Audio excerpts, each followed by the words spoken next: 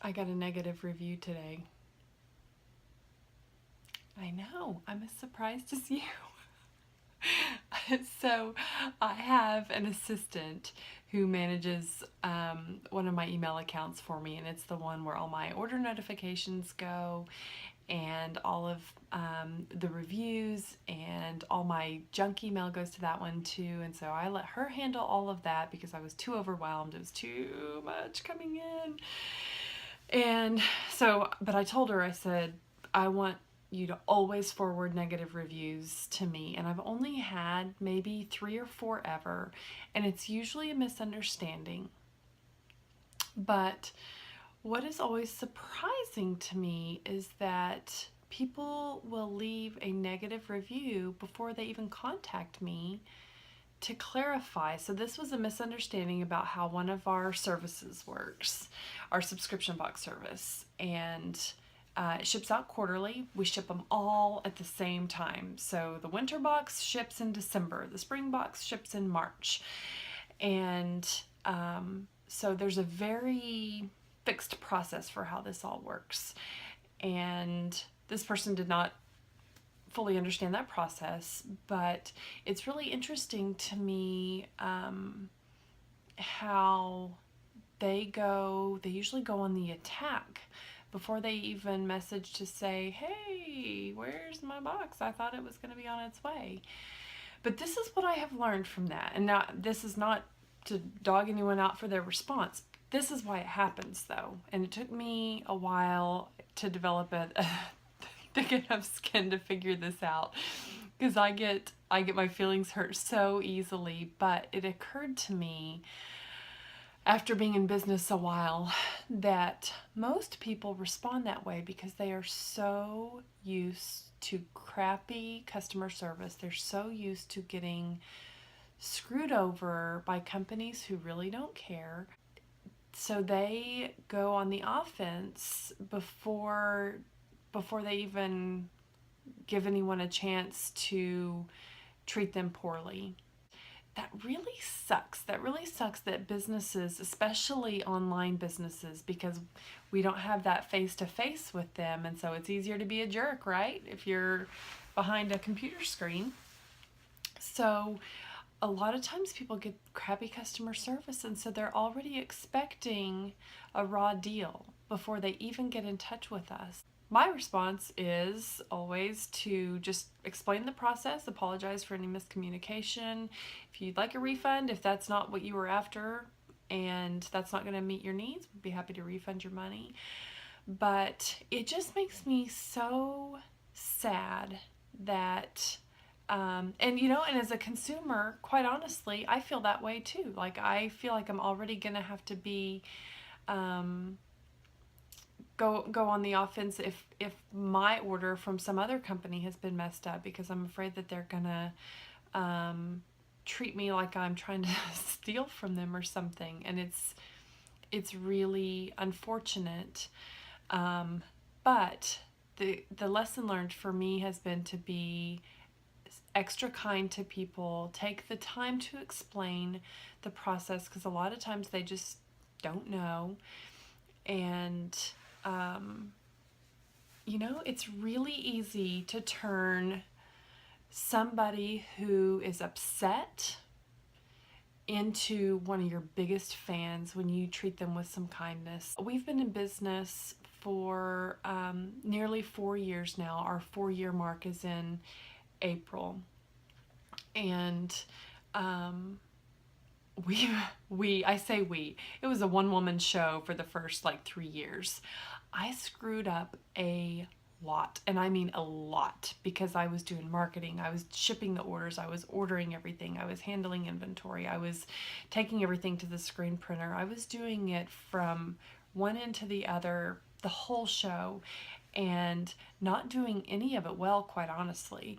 And so there were missed orders, there were wrong things sent. I mean, it's just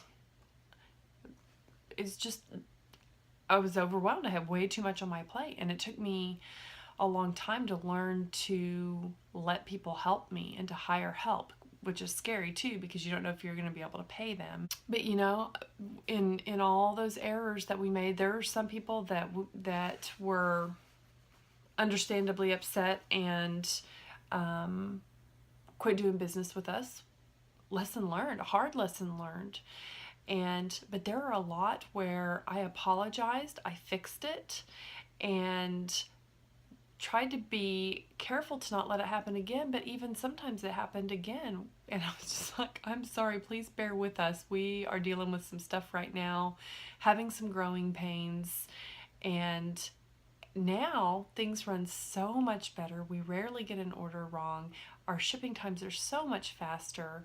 We're a lot more reliable, and they stuck with us. And now they're some of our biggest supporters. They're the loudest voices on social media, and I am so thankful for that. It just, man, when you treat people the right way and treat them, it's the golden rule. It is the golden rule. Treat people how you want to be treated. And if you've screwed up, bend over backwards to make it right. They just want to know that you care about what is important to them. That's it. And the application for this in the real world, if you're not a business owner, is that when you're pursuing a fit lifestyle and you're working out at the gym and being careful about what you eat, whether you're a clean eater or counting macros, whatever your process is, man, my posture is really crappy today. Whatever your approach is, people are going to make little catty, hateful remarks, and you don't know where they're coming from most of the time. Maybe someone has shoved fitness down their throat and they expect you to do the same. Maybe someone else has made them feel bad about themselves. Maybe they've dealt with a lot of pain from something else. I mean, there's a saying that hurt people hurt people. And so when people are unkind to you and you didn't do anything to deserve it, then just understand that they're coming at you from a place of hurt. And even if it's anger is almost always brought on by hurt. So before you get defensive and before you go on the attack, try to understand where they're coming from. If it is a loved one that's acting like that, whether it's a spouse or a significant other or a parent, I mean, because even when you're in your 30s and 40s, your parents sometimes don't want to stop being your parents, and sometimes they say things that are not too kind. And try to find out what the source of that tone is. Are they really concerned about you? And if they are, do they have reason to be? Are you taking it a little too far? I mean, there's exercise anorexia. There's where it's not necessarily an eating disorder, but it's called disordered eating. There's ways to take healthy habits too far to where they're no longer healthy also. So if it's coming from a place of concern, address that with them. If it's coming from a place of jealousy, if they're unhappy with themselves, then they may be trying to make you unhappy also. You know, it just, if you dig a little deeper and try to understand where they're coming from, sometimes when you react in a way that they're not expecting, if you react with kindness, that immediately softens them and makes them, it lowers their defenses and makes them more open to being kind to you in the future. It's really, really, really hard to do that because, man, we just want to react. But, man, kill them with kindness. It works every time. Almost every time. Truthfully, almost. So that's my 2 cents on that. And just, like I've said before, you know, being in the fitness world and really loving fitness, really loving something that's good for you, that's going to make you better, that's a hard pill for a lot of people to swallow.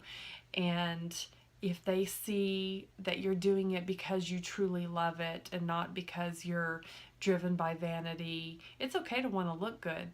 But if you're doing it because you feel better and you have more energy and you want to set a good example for your children and you want to look good, then you're going to draw them in. They're going to want a little piece of what you have. And but if you are retaliatory, I can't even say that word. It's too late, y'all. No, I probably couldn't say it at 8 a.m. even after a cup of coffee. But if you're hateful and defensive, then it's just going to validate every preconceived notion that they have, even if it's not true. So that's it. Kill them with kindness. It'll work. Good night.